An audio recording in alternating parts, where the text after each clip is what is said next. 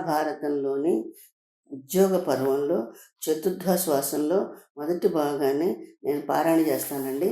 మీరు శ్రవణం చేయండి. శ్రీకృష్ణుడు తన అసంతృప్తిని వెలిబుచ్చి రథమెక్కి వెళ్ళిపోయేందుకు సిద్ధమవుతుండగా బంధుమిత్రులంతా ఆయన్ని అనుసరించారు. కౌరవులు గాంధారి అంతఃపురానికి వెళ్ళిపోయారు. ధృతరాష్ట్రుడు త్వరగా శ్రీకృష్ణుడి వద్దకు వెళ్ళి ఇలా అన్నాడు.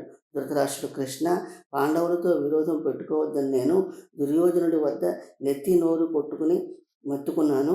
వాళ్ళకి ఇవ్వాల్సింది ఏదో ఇచ్చేయండి మరీ చెప్పాను. కౌరవ వంశానికి చెడు కాలం దాపరించింది. నీ ఎదుటనే కదా దుర్యోధనుడి నోట్లో గడ్డి పెట్టాను. అయినా వాడి ధోరణి మార్చుకోవడం లేదు. నేనేం చేయను కృష్ణ, నేను పరిశుద్ధుడనని నువ్వు ఒక్కడవు గుర్తిస్తే చాలు. లోకాలన్నీ నన్ను నిర్దోషిగా గుర్తించినట్లే అవుతుంది. కాబట్టి నన్ను గూర్చి నువ్వు తెలుసుకోవడమే నాకు ముఖ్యము. ధృతరాష్ట్రుడి మాటలు విన్న శ్రీకృష్ణుడు భీష్మ, ద్రోణ, బాహ్లికాదులంతా వినేట్లుగా ఇలా అన్నాడు. శ్రీకృష్ణుడు, ఈ సభలో ఏం జరిగిందో మీరంతా చూశారు. ఇప్పుడు ధృతరాష్ట్ర మహారాజు తన తప్పేమీ లేదంటున్నాడు కనుక నాకు ఇక్కడ ఇంకా ఏం పని ఉంది కనుక నేను బయలుదేరుతున్నాను.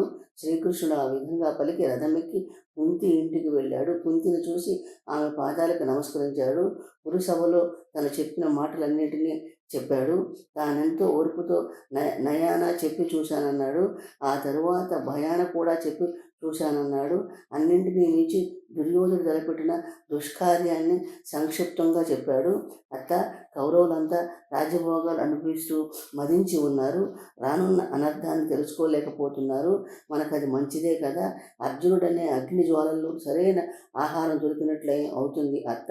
ఇక నేను పాండవుల వద్దకు వెళ్ళి జరిగిందంతా చెప్తాను, అనుమతి నువ్వు అన్నాడు. కుంతీదేవి పరాక్రమాన్ని నమ్ముకుని జీవించిన ముచుకుందుడు, సృంజయుల కథ ధర్మరాజుకు తెలుసో తెలియదో నాకు తెలియదు. అయితే కృష్ణ, రాజుల పరాక్రమంతో బతకాలే కానీ మరో మార్గాన్ని వెతకరాదని జ్ఞానులు అంటారు. బల సంపన్నులైన వారు కూడా తమ ధర్మాన్ని, గౌరవానికి భంగం రాకుండా ఆచరిస్తారు. తెలివి మారిన వారు మాత్రమే వంశాచారాన్ని మంట కలిపి పౌరుషం లేని వారే ముష్టికూటికి ఆశపడతారు.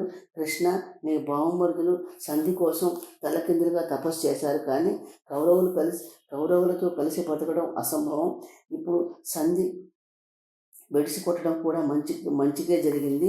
నువ్వు ఈ విషయాల్లో బాధపడాల్సిందేమీ లేదు మధుసూదన. క్షత్రియులకు యుద్ధమే ధర్మము. అటువంటిది అర్జునుడు యుద్ధం అంటే ఉత్సాహం చూపకుండా సంధి కోసం అరులు చాస్తూ కూర్చుంటే నలుగురు నవ్విపోరా?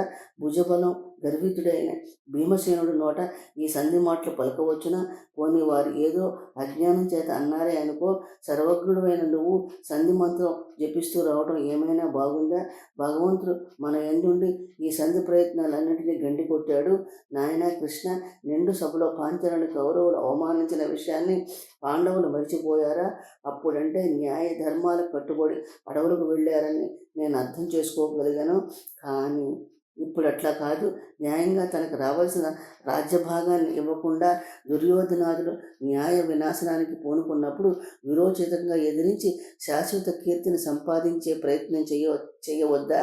శ్రీకృష్ణుడు కర్ణునితో రహస్య మంత్రాలు చేయుట, కుంతీదేవి కడుపులో దాచుకున్న బాధనంతా ఆ విధంగా శ్రీకృష్ణుడి ముందు వెళ్ళపోసుకుంది. శ్రీకృష్ణుడు బయలుదేరే ముందు కుంతీదేవి పాదాలకు నమస్కరించాడు. తను సుఖంగానే ఉన్నానని కుమారులతో చెప్పమన్నది. క్షాత్రధర్మాన్ని అనుసరించి సంపాదించిన సంపదలతో బ్రతకమని సలహా చెప్పి శ్రీకృష్ణుడు వెళ్లేందుకు అనుమతినిచ్చి పంపింది. అంతటా తన కోసం వేచి ఉన్న ధృతరాష్ట్రాది పెద్దలందరి అనుమతి తీసుకుని బయలుదేరాడు. రథంలో బయలుదేరుతున్నప్పుడు శ్రీకృష్ణుడితో పట్టణ ప్రజలు, అయ్యో వాసుదేవుడు అంతటి వాడే స్వయంగా నచ్చజెప్పిన కౌరవులు కయ్యానికి కాలు దూవుతున్నారు. దీనివల్ల ఎంత జన నష్టం జరుగుతుందో కదా. ఆహా, కౌరవులు ఎంత చెడ్డవారు అని వాపోయారు. జనులు ఈ విధంగా అనుకుంటూ ఉండగా శ్రీకృష్ణుడు పట్టణం నుంచి బయటపడ్డాడు. అటు పిమ్మట ధృతరాష్ట్ర కూటానికి పోయి ఎప్పటిలాగానే శ్రీకృష్ణుని గురించి మాట్లాడుకున్నారు. అప్పుడు దుర్యోధనుడితో భీష్మద్రోణులు ఇలా అన్నారు. భీష్మద్రోణులు కుంతీదేవి మాటలు దిగ్భ్రమ కలిగించాయి. ఆమె అట్లా మాట్లాడుతుందని ఊహించలేదు. ఆమె మాట్లాడే మాటల్లో గుండెల్లో గుణపాలు గుచ్చినట్టున్నాయి. ఆమె శ్రీకృష్ణుడితో కలిసి శాంత స్వభావరాలే. కార్యం సానుకూలం చేస్తే బాగుండేది. ఎందువలనో ఈరోజు ఇద్దరు రుద్ర రూపాన్ని దాల్చారు. ఆహా, ధర్మరాజు అనే సముద్రానికి చెలియలు కట్టు లేకుండా పోయింది. దుర్యోధన, ఇప్పటికైనా మించిపోయింది లేదు. నువ్వు వెళ్ళి ధర్మరాజును కలుసుకో, శాంతి మార్గం ఆలోచించు, కురు వంశాన్ని కాపాడు. అది పట్టుదలలకు సమయం కాదు. ఆలస్యం చేశావంటే దుఃఖాల పాలు కాక తప్పదు. బాగా ఆలోచించిన తర్వాత మాకు తోచిన ఆలోచన అదే. దుర్యోధన, మాకు వయసు మళ్ళింది, కాటికి కాళ్ళు చాపుకుని కూర్చున్నాము. అటువంటి మేము యుద్ధమన్నా చావన్నా భయపడతామా చెప్పు. శ్రీకృష్ణుడు అక్కడ నుండి బయలుదేరి కర్ణుడి వద్దకు వెళ్ళి ఎవరు వినకుండా రహస్యంగా ఇలా అన్నాడు. శ్రీకృష్ణుడు, కన్నా, నువ్వు పెద్దలను సేవించిన వాడవు, ధర్మం బాగా తెలిసిన వాడవు. నేను చెప్పే మాటలు శ్రద్ధగా విను. కుంతీదేవి కన్యగా ఉన్నప్పుడు దివ్య మంత్ర మహిమ చేత సూర్యుని అనుగ్రహంతో నిన్ను కన్నది. అందువలన నువ్వే పాండురాజు పెద్ద కుమారుడువు. ఇది ధర్మసమ్మతమైన మాట. ధర్మరాజు అతడి తమ్ములు నీకు తమ్ములవుతారు. నువ్వే వారికి పెద్ద అన్నగారు అని నేను తెలియపరుస్తున్నాను. వాళ్ళంతా నీ పాదాలకు నమస్కరించి నీకు రాజ్యభారం వహించేందుకు పట్టం కడతారు. కురు రాజ్యానికి నువ్వే చక్రవర్తి అవుతావు. వాళ్ళ దగ్గరకు నేను వెంట పెట్టుకుని తీసుకుని వెళతాను. నాతో కలిసి రమ్ము. కర్ణ, నువ్వు పట్టాభిషిక్తుడివై రథంపై నగర వీధుల్లో ఊరేగుతూ ఉంటే ధర్మరాజు యువరాజే నీకు వింజామరులు వేస్తాడు. భీమసేనుడు శ్వేత చిత్రాన్ని పట్టుకుని నిలబడతాడు. అర్జునుడు నీకు రథసారథి అవుతాడు. పాంచాల, యాదవ, పాండ్య, మత్స్య మహీపతులందరితో నకుల, సహదేవులు, అభిమన్యుడు ఇంకా మిగిలిన వారంతా నీకు పరిజనమై మెలుగుతారు. నువ్వు ఈ విధంగా మహేంద్ర వైభవంతో ఈ భూమండలాన్ని పాలించవచ్చు. కర్ణ, ద్రౌపది 5గురితో పాటు నిన్ను కూడా 6వ భర్తగా ప్రీతితో స్వీకరిస్తుంది. భేదభావం లేకుండా నాతో వచ్చి పాండవులను కలుసుకో. నువ్వు పాండవులతో చేరితే కుంతి, ఇతర బంధువులు కూడా సంతోషిస్తారు. శ్రీకృష్ణుడు మాటలు విన్న కర్ణుడు ఇలా అన్నాడు. కర్ణుడు, కృష్ణ, నువ్వు చెప్పిన మాటలు వాళ్ళు వీళ్ళు అనుకుంటుంటే నేను విన్నాను. కుంతి నన్ను కన్నదే కానీ దయాదాక్షిణ్యాలు లేకుండా నన్ను గంగపాలు చేసి తాను ఇంటికి పోయింది. అప్పుడు సూతుడే నన్ను దగ్గరికి తీసి భార్య చేతిలో పెట్టాడు. అప్పటి నుండి వారే నాకు తల్లి తండ్రి అయి ఎంతో ప్రేమగా పెంచారు. నా మలమూత్రాలెత్తి పాలిచ్చి ఇంతకాలం పెంచింది రాధ. ఈరోజు నా జన్మ వృత్తాంతం తీసుకుని వాళ్ళని వదిలేసి వస్తే ధర్మం తప్పిన వాడినవుతాను. కృష్ణ, నేను ఈ మాటలు కోపంతోనో ద్వేషంతోనో చెప్పడం లేదు. నేను పెద్దలను భక్తితో సేవించాను. ధర్మం తెలిసిన వాడినని నువ్వే అన్నావు కదా. రాధ అతిరథుడు పుట్టినప్పటి నుండి నన్ను పెంచారు. చేయవలసిన వైదిక సంస్కారాల్ని వాళ్ళ కులాచారానికి తగ్గట్లుగా చేశారు. అటువంటి తల్లిదండ్రులకు నేను చేయాల్సిన ధర్మాన్ని నెరవేర్చకుండా పాండవుల పంచుకు చేరమంటావా? అది ధర్మమా? కృష్ణ, సోదరులు, బంధువులు, తమ్ముళ్ళు నా వైపును కూడా చాలామంది ఉన్నారు. వాళ్ళందరినీ వదిలేసి నన్ను కుంతి పుత్రుల వద్దకు రమ్మనటం నీకు తగునా చెప్పు. అంతేకాదు, నేను అర్జునుడు యుద్ధంలో బలాబలాలు చూపకపోతే లోకులు నవ్విపోరా? నేను పాండవులతో చేరితే ఇది అతనికి అపకీర్తి కాదా? మరి నాకు అంతే కదా. కృష్ణ, నువ్వు నిర్మల హృదయుడు కాబట్టి నాకు ఈ బోధ అంతా చేశావు. అయినా నాకు ఇది రుచించడం లేదు. అయితే నేను కుంతిపుత్రుడు అనే రహస్యాన్ని నీ కడుపులోనే దాచుకో. దాన్ని బయటకు పొక్కనీయకు. నేను ధర్మరాజు కన్నా పెద్దవాడిని తెలిస్తే అతడి రాజ్యాన్ని గేలడు. అటువంటి ధర్మాత్ముడు రాజవటం భూమంతటికి గౌరవం కదా.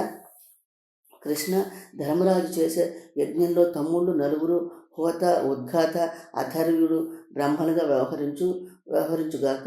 నువ్వు ఆ యజ్ఞానికి ఉపద్రష్టుడుగా ఉండు. కౌరవులంతా అందులో యజ్ఞ పశువులు అవుతారు. ఈ రణయజ్ఞాన్ని నువ్వే నడిపించు. ధర్మరాజు చేసే రణయజ్ఞం ధర్మక్షేత్రమే కురుక్షేత్రంలో జరుగుతుంది. మా బోటి వారందరికీ ఉత్తమ గతులు కలగాలి. కృష్ణుడు, కన్నా, నేను చెప్పిన మాటలన్నీ శ్రద్ధగా విన్నావు. అహంకారం దుఃఖాన్ని కలిగిస్తుందని తెలుసుకో. అర్జునుడిపై నీకున్న ద్వేషం వలన యుద్ధంలో నీకు పరాజయము లేక మరణము కలుగుతుందే కానీ విజయం లభించదు. నీకే కాదు, నీ వాళ్ళందరికీ ఇదే గతి పడుతుంది. అప్పుడు కానీ నీకు తృప్తిగా ఉండదు, శాంతి లభించదు. అర్జునుడి వద్ద అమోఘమైన దివ్యాస్త్రాలు ఉన్నాయి, అమితమైన భుజ పరాక్రమం ఉంది. పైగా నేను సారథినే రథం నడుపుతూ ఉండగా అర్జునుడు జయించడం నీ వల్ల కాదు. నువ్వెన్ని కలలు కన్నా యుద్ధంలో పాండవులే గెలుస్తారు. అవన్నీ అట్లా ఉంచు. ఇప్పుడే హస్తినాపురానికి వెళ్ళి దుర్యోధన, భీష్మ, ద్రోణాది రాజులందరికీ ఈ మాట చెప్పు. ఈ నెలలో అంతా వేడిగా ఉండదు, చలి అంతంత మాత్రంగానే ఉంటుంది. పూలు, పండ్లు, ధాన్యాలు విస్తారంగా లభించే మాసం. ఇంకో 8 రోజుల్లో అమావాస్య వస్తుంది. ఆ రోజే యుద్ధానికి మంచి ముహూర్తమని మీ వాళ్ళందరినీ సిద్ధంగా ఉండమని చెప్పు. కర్ణుడు: కృష్ణ, నువ్వు ఆ మాట నాకు ప్రత్యేకంగా చెప్పనక్కర్లేదు. పాండవులకు, కౌరవులకు యుద్ధం జరగబోతుందని అనేక శకునాలు చూశాను. నాకు అనేక స్వప్నాలు వచ్చాయి. ధర్మరాజే గెలుస్తాడని నాకు ఎప్పుడో తెలుసు. అందువల్లనే నేను నీతో అక్కడికి రానన్నాను. దీనికంతకు నేను, శకుని, దుశ్శాసనుడు మూల కారణం. వాళ్ళిద్దరూ కూడా పాండవులతో చేయగలిగితే నేను నీతో వస్తాను. వాళ్ళు నీతో కలవటం ఎంత అసంభవమో నేను పాండవుల్ని కలవటం కూడా అంతే అసంభవము. కృష్ణ, కురు పాండవులకు జరిగే ఈ మహాసంగ్రామంలో నేను విజయం సాధించి నిన్ను కలుసుకుంటాను. లేదంటావా? మరణించి పరమేశ్వరుడు అయిన నిన్ను దర్శిస్తాను. నాకు అనుమతి నువ్వు, సెలవు. ఈ విధంగా కర్ణుడు తన రథాన్నెక్కి హస్తినాపురం వైపు వెళ్ళాడు. శ్రీకృష్ణుడు సాత్యకిని తన రథంలో ఎక్కించుకుని దారకుణ్ణి రథాన్ని పోనివ్వమన్నాడు. అదే సమయంలో విదురుడు కుంతి ఇంటికి వెళ్ళి ఆమెతో ఇలా అన్నాడు. విదురుడు: అయ్యో, కౌరవ వంశం అనే మహాసముద్రం పోయేట్లుగా ఈ మహాయుద్ధం వచ్చి పడింది. శ్రీకృష్ణుడు ఎన్ని విధాలుగా నచ్చచెప్పినా కౌరవుల్లో ఒక్కడు కూడా ఆయన మాట వినలేదు. అర్జునుడు ఒక్కడే వాడి బాణాలతో కురు సైన్యాన్నంతా కాల్చివేయగలడు. పాండవుల శక్తి సామర్థ్యాలు వీరికి తెలిసి కూడా కోరి చావు తెచ్చుకుంటున్నారు. పాండవులు పడరాని పాట్లు పడిన బంధువులను చంపేందుకు ఇష్టపడటం లేదు, శాంతినే కోరుకుంటున్నారు. దుర్మార్గులైన కౌరవులకు జ్ఞాతులై పుట్టడమే వారు చేసుకున్న పాపము. విదురుడు కుంతి ముందు కూర్చుని ఈ విధంగా బాధపడి తరువాత తన ఇంటికి వెళ్ళాడు. విదురుడు వెళ్ళిన తరువాత కుంతి తనతో ఇలా అనుకున్నది: రాజ్యం కోసం బంధువుల్ని చంపుకోవడం ధర్మమేనా? ఇన్ని చెప్పినా యుద్ధం వల్ల దుఃఖం తప్పదు కదా. భీష్మ, ద్రోణ, కృప, అశ్వత్థామ, కర్ణాదులు శౌర్య పరాక్రమాలకు తక్కువగా అంచనా వేయలేము. వీళ్ళలో సూర్యవర ప్రసాది అయిన కర్ణుడు అక్కసంత ఎప్పుడు భీమార్జునుడిపైనే ఉంటుంది. వాళ్ళ పేరు చెబితేనే నిప్పులు చెరుగుతూ ఉంటాడు. మిగిలిన యోధులెవరికి యుద్ధకాంక్ష లేనేలేదు. కుంతి మనసులో ఒక ఆలోచన మెదిలింది. కర్ణుడికి తన జన్మ వృత్తాంతాన్ని చెప్తాను. ఎట్లాగైనా అతడి సోదరుడిపైన ప్రేమ కలిగి తమ్ములతో యుద్ధం చేయకుండా ఉండేట్లు ప్రయత్నిస్తాను అని అనుకున్నది. కర్ణుడు అనుష్ఠానానికి గంగానదికి వెళ్ళాడని తెలుసుకుని తాను కూడా గంగానదికి వెళ్ళింది. ఆ సమయంలో కర్ణుడు అనుష్ఠానం చేసుకుంటున్నాడు. మెల్లగా వెళ్ళి అతడి వెనుకగా కూర్చుంది.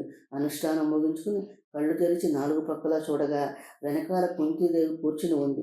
చివారం లేచి ఆమె వద్దకు వెళ్ళి, నేను సూత గోత్రీయుడను, నన్ను రాధేయుడు అంటారు అని ఆమె పాదాలకు నమస్కరించాడు. అమ్మా, నువ్వు ఇక్కడికి ఏమి పని మీద వచ్చావో, నేను నీకేం చేయాలో సెలవివ్వు అన్నాడు.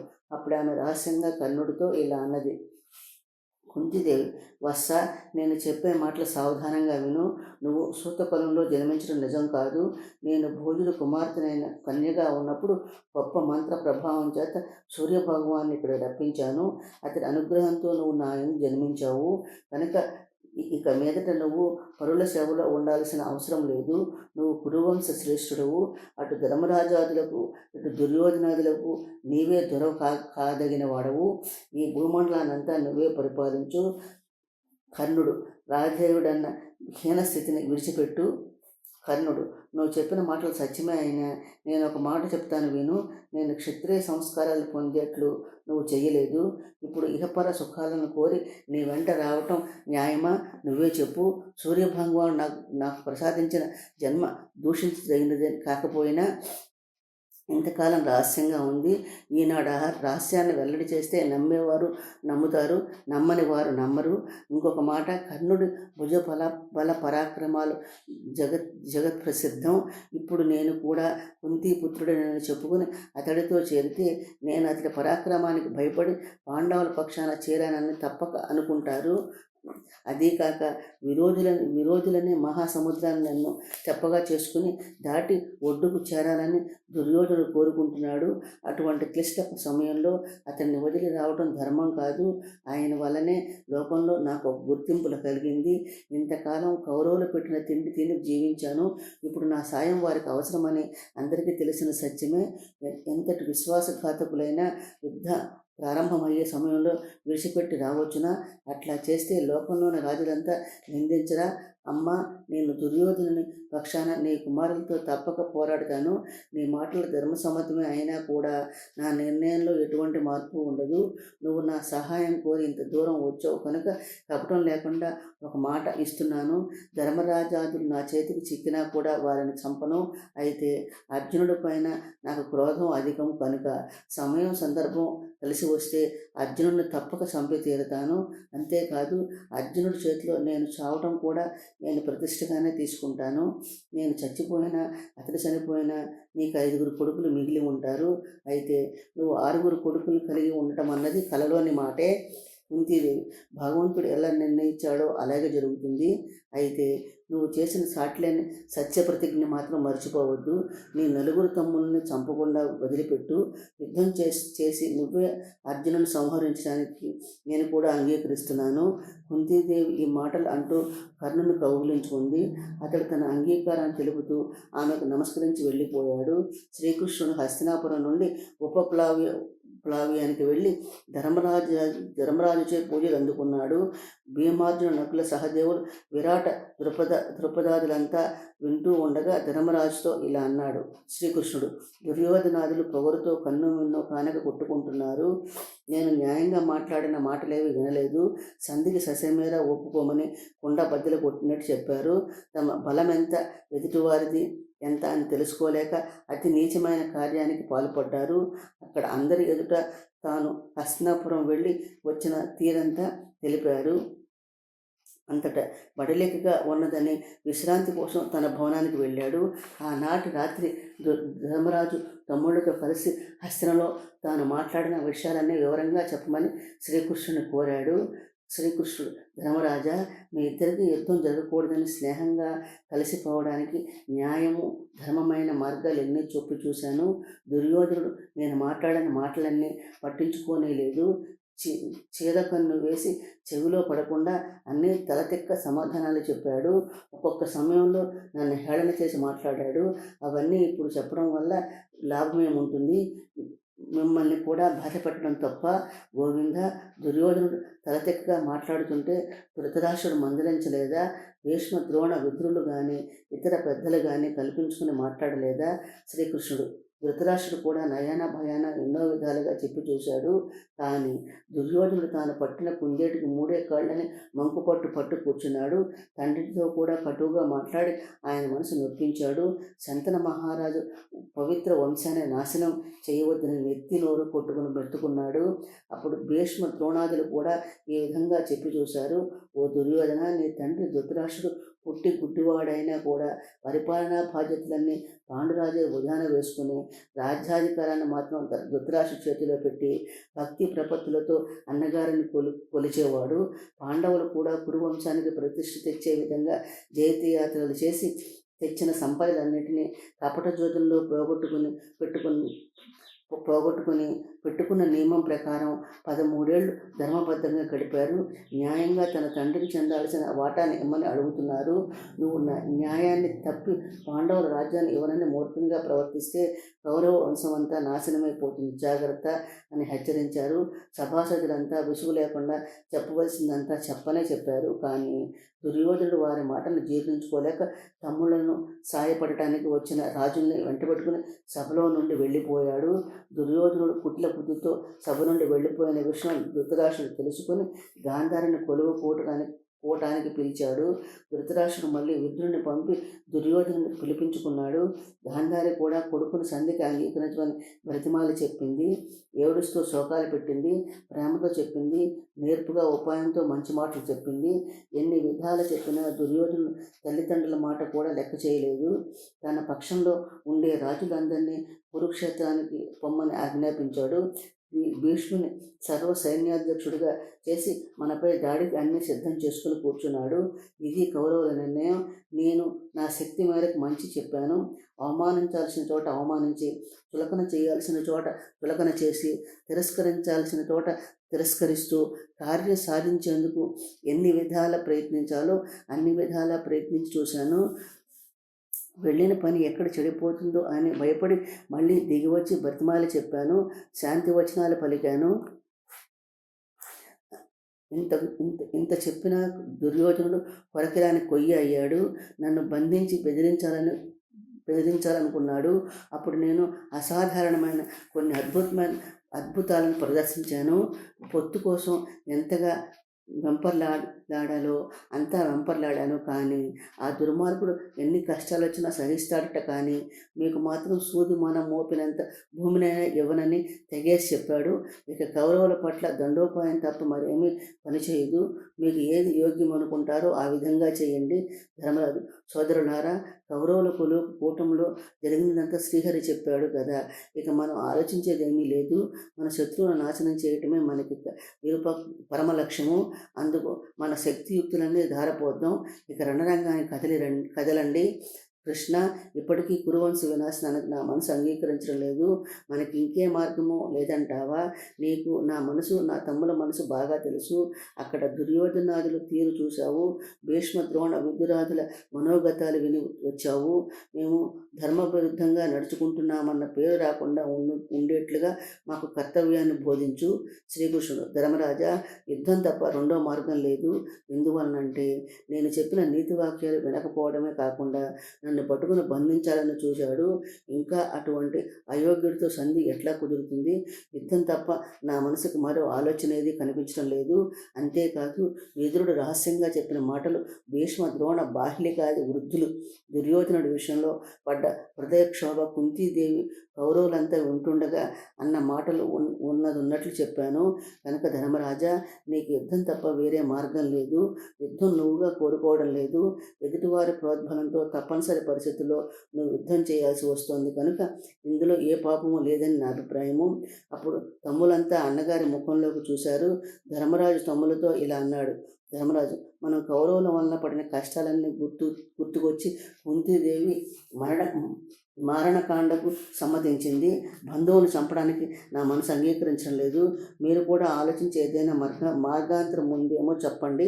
అర్జునుడు, ధర్మాధర్మాలు, మంచి చెడులు శ్రీకృష్ణుడి కన్నా మనకేమీ ఎక్కువ తెలుసు. ధర్మాలన్నీ పరిశీలించిన విదురుడు పాండురాజు పత్ని కుంతీదేవి తెలిపిన సందేశంతో మనలో ఉండే సందేహాలన్నీ తొలగిపోయాయి. శ్రీకృష్ణ భగవానుడు మనకు యుద్ధం తప్ప మరో మార్గం లేదని తేల్చి చెప్పినప్పుడు మనం వేరే ఆలోచనలు ఎందుకు? అర్జునుడి మాటలు విన్న ధర్మరాజు, సరే అట్లాగే కానివ్వండి అన్నాడు. ధర్మస్వరూపం ఎరిగిన వాడు కనుక రక్షకుడైన వాసుదేవుడే మన కర్తవ్యాన్ని నిర్ణయించి చెప్పినప్పుడు మనం ఇంకా ఈ చర్చ కొనసాగించరాదు. యుద్ధానికి సన్నద్ధం కండి. ఇక మనం సేనాధిపతిని ఎంచుకోవాలి. కౌరవులకు భీష్ముడు సేనాధిపత్యం వహిస్తూ ఉంటే మనలో అతడికి ధీటైన వారిని ఎన్నుకోవాలి. వివిధ వ్యూహాన్ని నిర్మించగలవాడే ఉండాలి. బల పరాక్రమాలు కలిగి 7 అక్షోహిణుల సైన్యాన్ని నడపగలవాడే ఉండాలి. సహదేవుడు మనలో పెద్దవాడు, విశేషమైన బల పరాక్రమాలు గలవాడు, సోదరుల పుత్రుడు, మనుమలు కలిగి ఉన్న విరాట్ రాజు సేనానాయకుడు అయితే బాగుంటుంది. నకులుడు, ద్రుపద మహారాజు బలగం అశేషం, పరాక్రమం, అనుభవంతో అందివేసిన చెయ్యి, సర్వజ్ఞుడు, వ్యూహరచన చేయగలవాడు. ముఖ్యంగా భీష్ముడి పట్ల క్రోధం కలవాడు కనుక ఆయన్ని కూడా ఆలోచించవచ్చు. అర్జునుడు, ద్రోణాచార్యులను అంతం చేయడానికి అగ్నిగుండంలో నుండి అవతరించిన కృష్ణజుమ్నుడు భీష్ముడికి సరైన పోటీ అని భావిస్తాను. రథము, గుర్రాలు, ధనుర్బాణాలు, కత్తి, కవచము వంటివన్నీ అగ్నిగుండం నుంచి పుట్టాయి. అతడు తప్ప భీష్ముడి ధాటికి మరొకడు తట్టుకోలేడు. సర్వ సైన్యాధిపతిగా ఉండడానికి అతడు తగినవాడు, ధైర్యం గలవాడు, ఉగ్రమూర్తి. భీష్ముడికి మృత్యువే జన్మించినవాడు శిఖండి కనుక అతన్ని దళవాయిగా చేస్తే బాగుంటుంది. దుష్టజుమ్నుడు జన్మ వృత్తాంతము. ద్రోణుడు, ద్రౌపదుడు ఒకే గురువు వద్ద తండ్రి విద్య నేర్చుకున్నారు. ద్రౌపదుడు పాంచాల రాజు కుమారుడు. తండ్రి తర్వాత ద్రౌపదుడు రాజయ్యాడు. ద్రోణుడు కుమారుడు అశ్వత్థామను పెంచడానికి పాలు కొరకు ఒక ఆవుని ఇవ్వమని బాల్య స్నేహితుడు పాంచాల ప్రభువు ఆయన ద్రౌపదుడి వద్దకు వెళ్ళి అడిగాడు. ద్రౌపదుడు ఆవుని ఇవ్వకపోగా ద్రోణుని అవమానించి పంపాడు. ద్రోణుడు ఇతడు పాంచాల దేశంలో ఉండడానికి ఇష్టపడక హస్తినాపురం వెళ్ళి పాండవుల కౌరవులకు విలువిద్య నేర్పేందుకు ఆచార్యుడిగా చేరాడు. గురుదక్షిణగా తనను అవమానించిన ద్రౌపదిని ప్రాణాలతో పట్టి తెమ్మన్నాడు. వారిలో అర్జునుడు మాత్రమే ద్రౌపదిని పట్టి తెచ్చి గురుదక్షిణగా ఇస్తాడు. ద్రోణుడు ద్రౌపదిని మాటలతో అవమానించి విడిచిపెడతాడు. ద్రౌపదుడు అవమాన భారంతో పుత్రకామేష్టి యాగం చేసి అగ్నిగుండం నుండి ద్రోణుని చంపే కొడుకును దుష్టజమునుని, అర్జునుడి కొరకు కృష్ణ అనే కుమార్తెను ద్రౌపదిని పొందాడు. వారిద్దరూ అశరీరవాణియే నామకరణం చేసింది. ద్రౌపదుడు దుష్టజమునుని ధనుర్వేద పారంగతుని చేశాడు.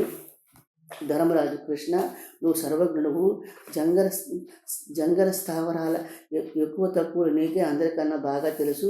అదే కాక నీ నోట మాటలే యథార్థాలు అవుతాయి కనుక ఆ మహనీయుడు చెప్పిన వానినే మనం 7 అక్షౌహిణుల సేనకు అధిపతిగా నియమిద్దాము అన్నాడు శ్రీకృష్ణుడు. ధర్మరాజా, దుష్టజుమ్నుడి 7 అక్షౌహిణులకు అధిపతిగా నిండు కొలువులో అభిషేకించు. అతడి వ్యూహ రచనలో నేర్పరి. శ్రీకృష్ణుని మాటల ప్రకారము ధర్మరాజు 7 అక్షౌహిణులకు విడివిడిగా అధిపతులను కూడా తెలపమన్నాడు. శ్రీకృష్ణుడు ఈ కింది రాజులను అధిపతులుగా నిర్ణయం చేశాడు. 1 ద్రౌపదుడు, 2 విరాటుడు, 3 సాత్యకి, 4 వాసుదేవుడు జరాసంధుని పెద్ద కొడుకు, 5 దృష్టకేతువు శిశుపాలుని కుమారుడు, 6 శిఖండి, 7 చికితానుడు. ధర్మరాజా, కౌరవ సేనకు సంఖ్యాపరంగా 11 అక్షౌహిణులు ఎక్కువైనా మన సేనలో చావ ఎక్కువగా ఉంది. నువ్వు నిర్భయంగా ముందుకు పో. భగవంతుడే నీ సేనల పైభాగాన్ని ఉండి కాపాడుతూ ఉంటాడు. నీ తమ్ములను దేవతలు కూడా జయించలేరు. ఇక ఈ కౌరవ సేన ఒక లెక్క. మదపు టేనుగు కొలువులో ప్రవేశిస్తే తామర పూలు కొలనంలో ప్రవేశిస్తే తామర పూలు అడ్డుకోగలవా?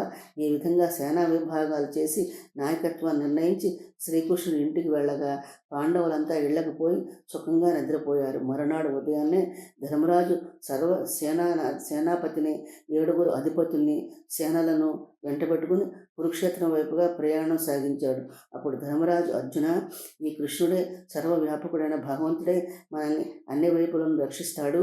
నువ్వు మన వాళ్ళందరికీ గరుడు వలె హితవు చెప్తూ కర్తవ్యం బోధిస్తూ కంటికి రెప్పలా కనిపెట్టి ఉండు. ఎవరిని నొప్పించవద్దు సుమా. శ్రీకృష్ణుడే నీకు రక్షగా ఉంటూ సర్వశుభాలు చేకూరుస్తాడు అన్నాడు. పాండవులు యుద్ధానికి బయలుదేరుట. మన్నాడు పాండవులంతా పెళ్లికి బయలుదేరినట్లు సంతోషంగా కేరింతలు కొడుతూ బయలుదేరారు. శ్రీకృష్ణుడు సాత్యకి చక్కగా అలంకరించుకున్నారు. అందరూ ద్రౌపది దగ్గరకు వెళ్ళి ఆమె అనుమతి తీసుకున్నారు. తక్కిన పుణ్యశ్రీలు ఇచ్చిన మంగళాక్షతులను స్వీకరించారు. బ్రాహ్మణులంతా వచ్చి ఆశీర్వదించారు. భద్రపాఠకులు స్తోత్ర పాఠాలు చదివారు. వేదోక్తమైన శ్లోకాలు వింటూ రకరకాల మంగళ వాద్యాలను చూస్తూ అనేక శుభశకునాలను వీక్షిస్తూ పాండవులు బయలుదేరారు. బయలుదేరే ముందు ధర్మరాజు సమీపంలో శంఖాలు, మంగళతూర్యాలు మారుమ్రోగాయి. తెల్లటి చంద్రుడు వంటి శ్వేతఛత్రాన్ని పట్టుకున్నారు. వింధ్యామరల్ని వీచారు.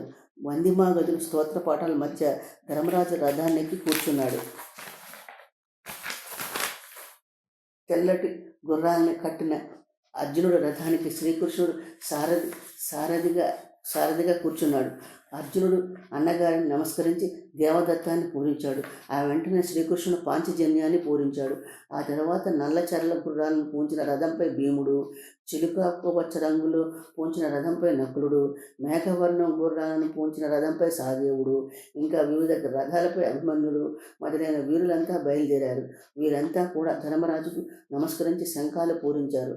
దుష్టజమునుడు వీరందరికీ ఎదురుగా వచ్చాడు. మనోహరంగా భయంకరంగానూ ఉన్న సేనల్ని శుభశకునాలను తిలకిస్తూ బయలుదేరారు. పరిచారికులు గోడారాలు సామాగ్రితో కూడిన రథాలన్నీ దండెత్తి వెళ్తుంటే ఒక మహాసముద్రమే తరలి వెళ్తున్నట్లుంది. మార్గంలో ఉండే ఋష్యాశ్రమాన్ని, దేవాలయాలకు ఇబ్బంది కలగని విధంగా సేనలు వదిలి అట్లా ప్రయాణం చేసి చివరకు కురుక్షేత్రాన్ని చేరుకున్నారు. పాండవులంతా హిరణ్యవతి నది తీరానికి పోయి తృణకాష్ఠ జల సమృద్ధమైన స్థలంలో సైన్యానికి విడుదలు ఏర్పాటు చేశారు. అక్కడ స్థావరాలు ఏర్పాటు చేసుకున్నట్లుగా సంకేతంగా శ్రీకృష్ణుడు పాంచజన్యాన్ని పూరించాడు. వెంటనే ధర్మరాజు, భీమసేనుడు, అర్జునుడు, నకుల సహదేవులు ఇంకా 50 మంది వీరులు శంఖాలను పూరించారు. అక్కడే ఒక చక్కటి రాజమందిరాన్ని ఏర్పాటు చేశారు. అట్లాగే సేనాధిపతులకు, రాజులకు, వీరులకు, సేనకు 50 మందికి వారికి తగినట్లుగా నివాసానికి గుడారాలు, బారులుగా నగర నిర్మాణం చేశారు. సేనాధిపతి ఈ మహానగరాన్నంతా పర్యవేక్షించాడు. పాండవులు ఆ విధంగా సేనలతో యుద్ధానికి సిద్ధమై తరలి వస్తున్నట్టు హస్తినాపురంలో దుర్యోధనాదులందరికీ చారుల వలన తెలుసుకున్నారు. దుర్యోధనుడు వణకలేదు. వెంటనే తన మంత్రి వర్గాన్నంతా సమావేశపరిచాడు. గంభీరంగా ఇలా అన్నాడు: శ్రీకృష్ణుడు తాను చెప్పినట్లు చేయలేదన్న కోపంతో ఉన్నవి లేనివి అన్నీ కల్పించి కౌరవులకు నూరిపోశాడు. అసలే మనమంటే కడుపు మంటతో ఉన్న పాండవులు మన మీద కత్తి కట్టి పోరుకు సిద్ధమై వచ్చారు. మనం ఇప్పుడు వారిని ఎదుర్కోవటం తప్ప వేరే మార్గాంతరం లేదు. కనుక మనం కూడా మన సైన్యాలన్నింటినీ కురుక్షేత్రానికి తరలిద్దాము, ప్రయాణానికి సిద్ధం కమ్మని వెంటనే చాటించాడు. తమ్ముడా దుశ్శాసన, రాజులందరినీ యుద్ధానికి సమాయత్తం కమ్మను. నీ వెంట కర్ణుడు, శకునుని కూడా తీసుకుని వెళ్ళు. ఆ మరుక్షణమే హస్తినాపురం అంతా యుద్ధవార్త వ్యాపించింది. రాజులంతా తమ తమ సైన్యాన్ని వెంటపట్టుకుని కురుక్షేత్రానికి ప్రయాణమయ్యారు. దారి పొడుగునా గుర్రాలు, ఏనుగులు, రథాలతో కదిలిపోయే ఒక మహాసముద్రాన్ని తలపింపజేసింది. దుర్యోధనుడు సేనాపతులకు నిర్ణయించుట. మన్నాడు ఉదయాన్నే దుర్యోధనుడు నిత్యకర్మలు ముగించుకొని చక్కగా అలంకరించుకొని కొలువును ఏర్పాటు చేశాడు. ద్రోణుడు, కర్ణుడు, అశ్వత్థామ, బాహిలికుడు, శకుని, కృపుడు, శల్యుడు, జయద్రథుడు, భూరిశ్రవుడు, సుదక్షిణుడు, కృతవర్మ ఈ 11 మందిని సేనాధిపతులుగా నియమించాలనుకుని వాళ్ళందరినీ పిలిపించాడు. వాళ్ళు రాగానే వినయంగాను స్నేహంగాను మాట్లాడాడు. మరి 11 అక్షౌహిణులకు వారి వారి పేర్లు చదివాడు. అందరూ కాదనకుండా అంగీకరించారు. అప్పటికప్పుడే వైభవంగా సేనాధిపతులకు అభిషేకోత్సవం జరిపించాడు. ఆ తర్వాత వాళ్ళందరినీ వెంటబెట్టుకుని భీష్ముడి వద్దకు వెళ్ళి సాష్టాంగ నమస్కారం చేసి ఇలా అన్నాడు: దుర్యోధనుడు, పితామహ, వీళ్ళని మన సేనకు అధిపతులుగా అభిషేకం చేయించి తీసుకొని వచ్చాను. వీళ్ళందరినీ ఒక తాటి మీద నడిపించాలి. ఎందుకంటే వీళ్ళలో అనేక దేశాల వాళ్ళు ఉన్నారు. వాళ్ళందరినీ ఒకే లక్ష్యం వైపు నడిపించాలి. కనుక మెళుకువలన్నీ తెలిసిన నేర్పరి, సర్వసమర్థుడు, నాయకత్వ లక్షణాలు ఉన్నవాడు, శిక్షణ పొందిన మహనీయుడు నేతృత్వం వహించాలి. దేవతలు కూడా ఈ పనికి కుమారస్వామిని ఎన్నుకుని అనేక యుద్ధాలు చేశారు. ఈ లక్షణాలన్నీ ఉన్నవాడు నువ్వు తప్ప మరొకడు లేడు. మేమంతా నక్షత్రాలైతే నువ్వు మాత్రం పూర్ణచంద్రుడివి. కనుక నువ్వే ఈ భారం వహించి కౌరవ సేనను సర్వసైన్యాధ్యక్షుడు కమ్ము. నా ప్రార్థన మన్నించు, ఈ బాధ్యత స్వీకరించు, మమ్మల్ని విజయపథాన నడిపించు. భీష్ముడు, దుర్యోధన, నువ్వు ఉన్నది ఉన్నట్లుగా చెప్తాను విను. నాకు మీరెంతో పాండవులు అంతే. నేను ఇంతకాలం మీతోనే ఉన్నాను కాబట్టి ఈ యుద్ధ సమయంలో కూడా మీతోనే ఉండాలి. మీ కోరికను కాదనకుండా సర్వసేనాధిపత్యాన్ని స్వీకరిస్తాను. నా గురించి నేను చెప్పుకోవడం బాగుండదు, కానీ నన్ను ఎదిరించి నిలిచేవాడు ఈ భూమండలంలో ఒక్కడు కూడా లేడు. ఒక అర్జునుడు మాత్రం గెలవలేను. ఎందువలనంటే అతడిప్పుడు అనేక దివ్యాస్త్రాలను సంపాదించాడు. మిగిలిన వాళ్ళందరినీ ఊచకోత కోసి పారేస్తాను. ఇక పాండురాజు పుత్రులు అంటే మాత్రం నాకు కాలు చేయ ఆడవు. అయినా వాళ్ళు కూడా నా జోలికి రారు. అందువల్ల అది సమస్య కాదు. అప్పటి సందర్భాన్ని బట్టి ఆలోచిద్దాము. అయితే యుద్ధానికి ముందు నన్నైనా పంపు, లేదా కర్ణుడినైనా పంపు. నువ్వు దీనిని ఒప్పుకుంటేనే నేను సేనాధిపత్యానికి అంగీకరిస్తాను, గుర్తుంచుకో అన్నాడు. కర్ణుడు అందుకు ముఖం కందగడ్డ చేసుకుని, మళ్ళీ ఈ ప్రస్తావన ఎందుకు తెస్తున్నావు? నేను ఇదివరకే శపథం చేశాను. భీష్ముడు కింద పడితేనే కానీ నేను యుద్ధంలో బాణం ముట్టుకోనని అన్నాడు. భీష్ముడు సంతోషించి మంచిది అన్నాడు. భీష్ముడు అంగీకరించగానే దుర్యోధనుడు యుద్ధంలో జయించినంత సంబరపడిపోయాడు. నగరాన్నంతా పతాకాలను ఎగరవేయమని ఆజ్ఞాపించాడు. మేళతాళాలతో ఉత్సవాలు చేయమన్నాడు. సువర్ణ కుంభాలతో, వెండి బిందెలతోనూ తీర్థ జలాలను తెప్పించాడు. నవరత్నాలు, పుష్పాలు, మారేడు, జమ్మి వంటి దేవతా వృక్ష దళాల్ని, ఔషధుల్ని కలిపి వేద మంత్రాలతో శాస్త్రోక్తంగా అభిషేకించాడు. దోనుడు, కృపుడు, బాహిలికుడు మొదలైన వృద్ధులంతా సంతోషించేట్లుగా మహాసముద్రం వంటి సేనల్ని చూస్తుండగా భీష్మ పితామహుడిని సర్వసేనాధిపతిగా అభిషేకించాడు. ఒక్కొక్క సేనాధిపతి వచ్చి ప్రమాణం చేసి నువ్వే మా నాయకుడివి అన్నారు. భీష్ముడు శిరస్సు పైన బంగారు కలశాలలో నుండి తీర్థజలాలు అభిషేకించబడ్డాయి. అదే సమయంలో పట్టణమంతా నెత్తురు వర్షం కురిసింది. ఆకాశం నుండి రాళ్లు వర్షించాయి. మబ్బులు లేకుండానే పిడుగులు పడ్డాయి. ఈ ఉత్పాతాలు చూసి సైనికులు ఉలిక్కి పడ్డారు. దుర్యోధనుడు బ్రాహ్మణుని పిలిచి శాంతి వచనాలు పఠించమన్నాడు. శాంతులు చేయించి దానాలు ఇప్పించాడు. ధృతరాష్ట్ర గాంధారులు ఈ దుశ్శకునాలను భీతి చెంది నిశ్చేష్టులయ్యారు. బలరాముడు తీర్థయాత్రలకు పోవుట. శ్రీకృష్ణుడు సంధి కోసం హస్తినాపురం వెళ్ళి ఉత్త చేతులతో తిరిగి వచ్చాడు. కురు పాండవులు 18 అక్షోహిణుల బలగాలను మోహరించి యుద్ధానికి ఉరకలు వేస్తున్నారని బలరాముడు విన్నాడు. వెంటనే కొంతమంది అనుచరులను వెంటబట్టుకుని కురుక్షేత్రానికి వెళ్ళాడు. ధర్మరాజు వెంటనే లేచి వెళ్ళి కౌగులించుకుని అర్ఘ్య పాద్యాదులిచ్చి పూజించాడు. కృష్ణుడు, భీమార్జున, నకుల, సహదేవులు సాత్యకి నమస్కరించారు. ద్రౌపదుడు, విరాటుడు మొదలైన రాజులంతా చేతులు జోడించి నమస్కరించారు. కొంతసేపు పిచ్చాపాటి మాట్లాడుకున్న తర్వాత అందరినీ కళ్ళు చూసి నిట్టూరుస్తూ ఇట్లా అన్నాడు బలరాముడు. కురు పాండవులు ఇరువురు మిక్కిలి క్రూర కార్యానికి పూనుకున్నారు. అందువల్ల లోకంలో జనులంతా కూడా కష్టపడబోతున్నారు. వారిరువురు ఈ విధంగా మాట్లాడుకోవటం నేను ఎన్నడూ సహించను. భయపెట్టైనా 2 పక్షాల వారికి సంధికి ఒప్పించాల్సింది పోయి ఈ కృష్ణుడు పోయి కౌరవులను రెచ్చగొట్టి వచ్చాడు. దాంతో వాళ్ళకి వీళ్ళకి పౌరుషాలు పెరిగి యుద్ధం దాకా వచ్చింది. ఈ యుద్ధం వల్ల భరతవంశం అంతం కాబోతోంది. అదీ కాక ఎంత జన నష్టం. కృష్ణుడికి అర్జునుడు అంటే ప్రాణం. అందుకనే వెంట తిప్పుకుంటూ ఉంటాడు. ఎవరెన్ని చెప్పినా పాండవులు బలవంతులు, కౌరవులకు చావు తప్పదు. ఈ దారుణాన్ని నేను కళ్ళతో చూడలేను, చెవులతో వినలేను. భీముడికి, దుర్యోధనుడికి గదాయుద్ధం నేను నేర్పాను. ఇప్పుడు ఆ నేర్పరితనంతోనే కొట్టుకు చావబోతున్నారు. కృష్ణుడికి తెలియని న్యాయం, ధర్మం నాకు కూడా తెలియదు. అందువల్ల అన్నీ అతడే చూసుకుంటాడు. నేను సరస్వతి తీర్థానికి పోయి తపస్సు చేసుకుంటాను. మీకు చెప్పి వెళ్దామనే వచ్చాను. రుక్మి వృత్తాంతం. రుక్మి కుండి నగరం నుండి పెద్ద సైన్యాన్ని వెంటబట్టుకుని వచ్చాడు. శార్జము, గాంధీవము, విజయము అన్న 3 దివ్య ధనస్సులు, వీటిలో విజయం అన్న ధనస్సు ధరించి ధర్మరాజు కరువులో ప్రవేశించాడు. ధర్మరాజుకి అర్ఘ్యపాద్యాదులిచ్చి పూజించాడు. తనకు పరాభవించి తన చెల్లెలు ఎత్తుకుపోయిన బావగారు శ్రీకృష్ణుడు కూడా అక్కడే ఉన్నాడు. వివిధ రాజులు కూడా అక్కడే ఉన్న సభలో నదులు బెదురు లేకుండా అర్జునుడితో ఇలా అన్నాడు రుక్మి. అర్జున, యుద్ధాన్ని గురించి భయపడకు.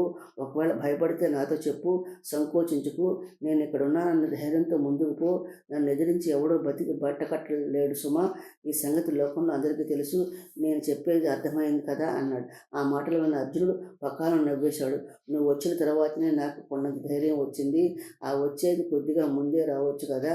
నేను గంధర్వ సేనలపైకి ఒంటరిగా పోయి పోరాడినప్పుడు కానీ, విరాట్ రాజు ఆవుని మళ్లించడానికి వెళ్ళినప్పుడు కానీ నీ బల పరాక్రమాల గురించి తెలిసి ఉంటే కూడా పిలుచుకుపోయేవాడినే.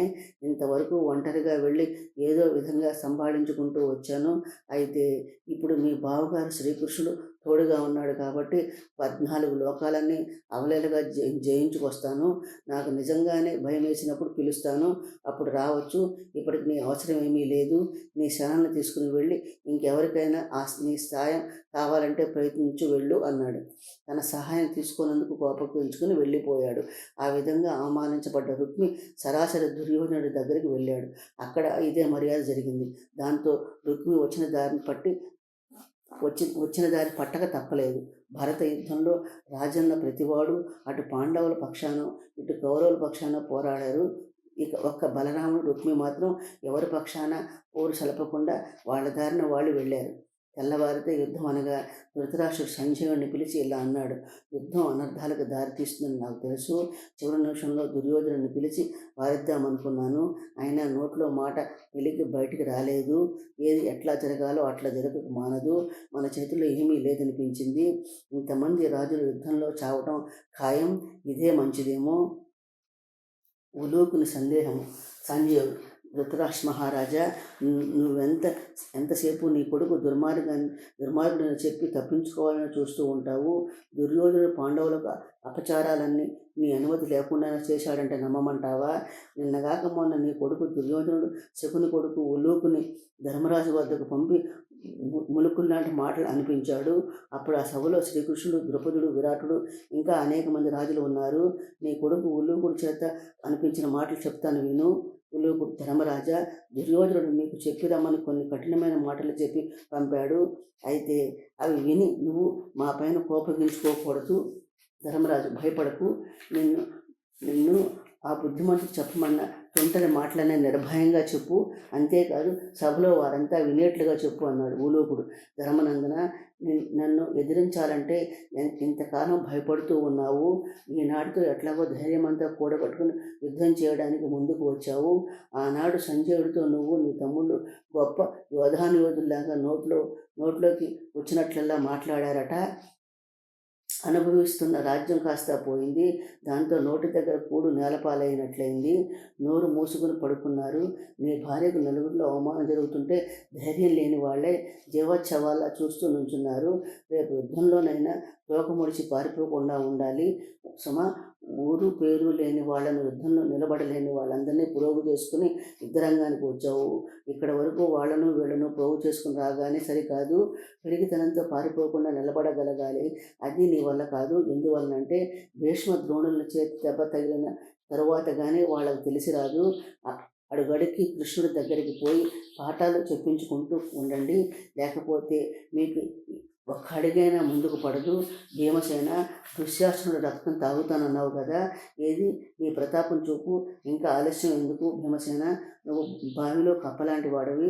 నీకున్న మదం చేత ఎదుటివారి బలం నీ కళ్ళ కనబడటం లేదు. ఒకసారి నా చేతికి చిక్కావంటే నీ అంతు చూస్తాము. ఇక గొప్పలు పలికేందుకు నువ్వు ఉండవు సుమా.